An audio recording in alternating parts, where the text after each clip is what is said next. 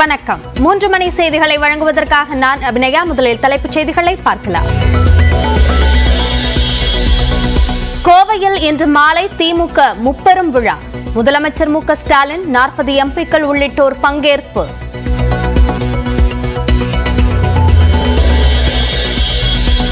குறுவை சாகுபடி தொகுப்பு அறிவிப்பு ஏமாற்று நாடகம் என எதிர்க்கட்சித் தலைவர் எடப்பாடி பழனிசாமி சாடல்.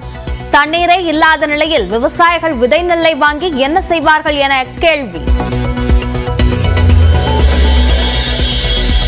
விக்கிரவாண்டி தொகுதி இடைத்தேர்தலில் பாமக வேட்பாளராக சி அன்புமணி அறிவிப்பு.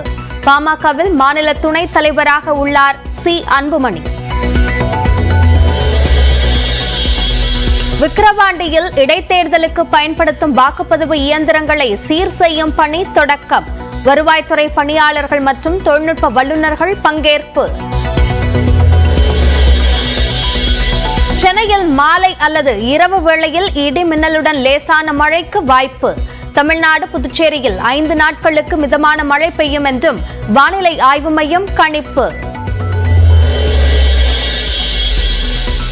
மதுரை மாட்டுத்தாவணி பூ மார்க்கெட்டில் மல்லிகை பூ விலை 5 மடங்கு உயர்வு. தொடர் முகூர்த்தம் காரணமாக முல்லை, செவ்வந்தி பூக்களின் விலையும் கணிசமாக அதிகரிப்பு. கொடைக்கானல் அண்ணா சாலையில் காரின் பின்பகுதி மீது மோதிய சரக்கு வேன். இருசக்கர வாகனத்தில் பயணித்த ஒருவர் படுகாயம்.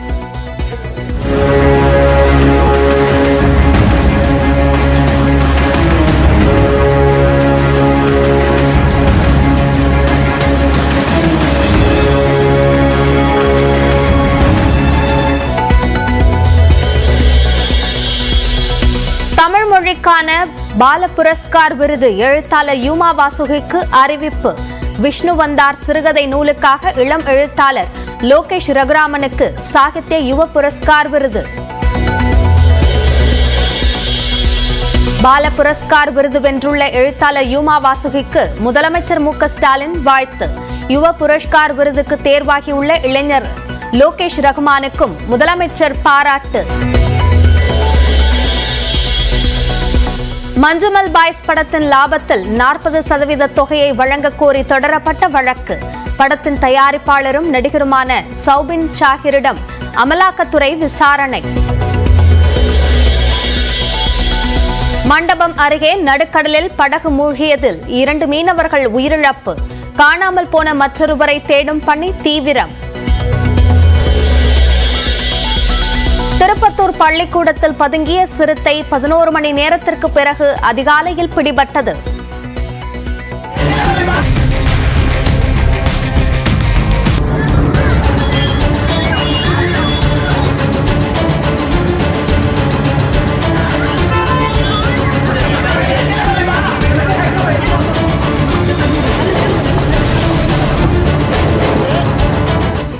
வாணியம்பாடி அருகே வனப்பகுதிக்குள் விடுவிப்பு.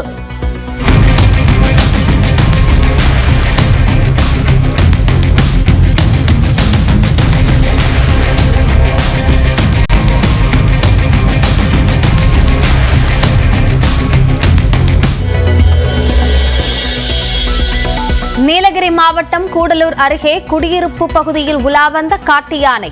ஊருக்குள் தொடர்ந்து யானைகள் வருவதால் பொதுமக்கள் அச்சம்.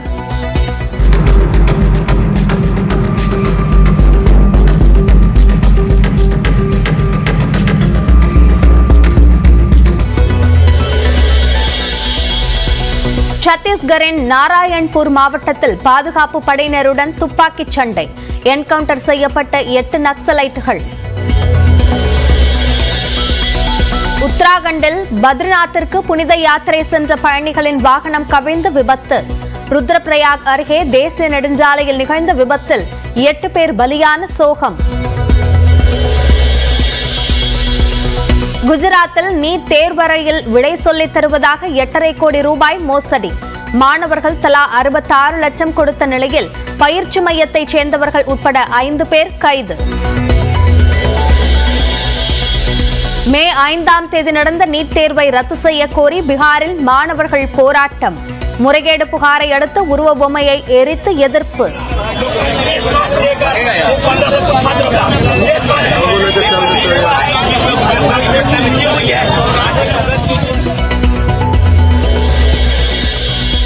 பிரதமர் நரேந்திர மோடியுடன் செல்ஃபி எடுத்துக்கொண்ட இத்தாலி பிரதமர் Meloni. Hello from the Melody team. G7 மாநாட்டை முடித்துக்கொண்டு நாடு திரும்பினார் பிரதமர். அமெரிக்காவில் உள்ள பொழுதுபோக்கு பூங்காவில் ராட்டினத்தில் திடீர் கோளாறு. அந்தரத்தில் அரை மணி நேரம் தலைகீழாக தொங்கிய சுற்றுலா பயணிகள்.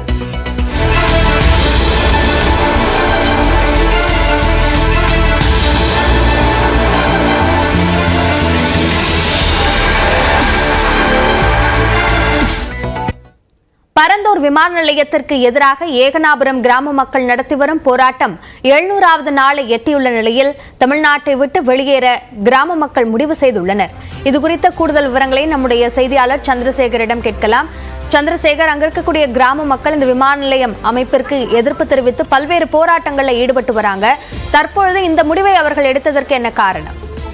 நிச்சயமாக அபிநயா, சென்னை அடுத்த மிகப்பெரிய விமான நிலையம் காஞ்சிபுரம் மாவட்டம் பரந்தூர் மற்றும் அதை சுற்றியுள்ள மேலேரி, நெல்வாய், மேல்படூர் உள்ளிட்ட 13 கிராமங்களை ஒன்றிணைந்து 4750 ஏக்கர் நிலப்பரப்பில் புதிய விமான நிலையம் அமைப்பதற்காக மத்திய மாநில அரசு அறிவித்த நாளிலிருந்து ஏகனாபுரம் உள்ளிட்ட 13 கிராம மக்கள் ஒன்றிணைந்து 700வது நாளாக போராட்டம் எதிர்ப்பு தெரிவித்து போராட்டம் நடத்தி வரும் நிலையில் இந்த போராட்டத்துக்கு பல்வேறு கட்ட போராட்டங்களை உண்ணாவிரதமும் தினமும் மாலை நேரம் போராட்டமும் சாலை மறியல் உள்ளிட்ட மாவட்ட ஆட்சியர் முற்றுகை உள்ளிட்ட பல்வேறு போராட்ட கட்டங்களும் நடைபெற்ற நிலையில் கடந்த 700வது நாளாக இன்று எட்டிய நிலையும் மத்திய மாநில அரசு தங்கள் கிராம மக்கள் மீது பரிசீலனை செய்யாமல் இருப்பதை கண்டித்து இந்த திங்கட்கிழமை காலை 9:30 மணி முதல் ஏகானபுரம் கிராம மக்கள் நடைப்பயணமாக சென்று ஆந்திரா மாநிலத்தில் உள்ள சித்தூர் மாவட்டத்தில் உள்ள மாவட்ட ஆட்சியரை சந்தித்து தமிழ்நாட்டிலிருந்து விடைபெற்று ஆந்திரா மாநிலம் சித்தூர் மாவட்டத்தில் தஞ்சமடைய போவதாக தற்போது இந்த போராட்டக்காரர்கள் அறிவிப்பானது வெளியிடப்படுது.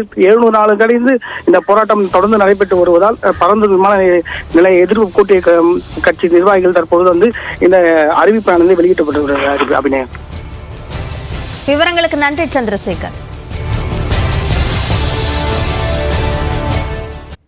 பத்ரிநாத்திற்கு புனித யாத்திரை சென்ற பயணிகளின் வேன் சாலையோர பள்ளத்தாக்கில் கவிழ்ந்த விபத்தில் 8 பேர் உயிரிழந்திருக்கின்றனர். கூடுதல் விவரங்களோடு செய்தியாளர் சுசித்ரா இணைகிறார். சுசித்ரா, விவரங்கள். இந்த உத்தரகாண்ட் மாநிலத்தில் பத்ரிநாத்திற்கு யாத்திரையாக சென்று கொண்டிருந்த அவர்களுடைய வாகனமானது அங்கிருந்த பள்ளத்தாக்கில் விழுந்து தற்போது 8 பேர் விழுந்துள்ளதாக மாவட்ட நிர்வாகமானது அதிகாரப்பூர்வமாக அறிவித்துள்ளது.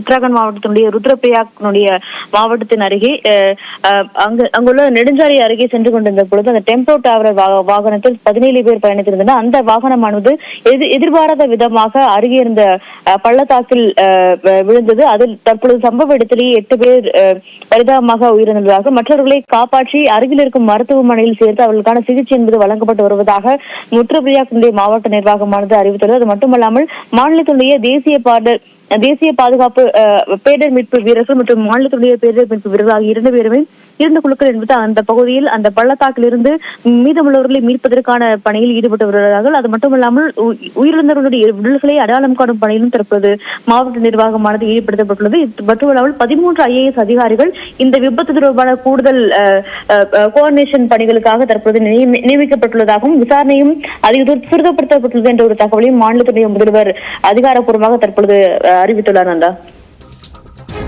நன்றி சுசித்ரா, விரிவான விவரங்களுக்கு.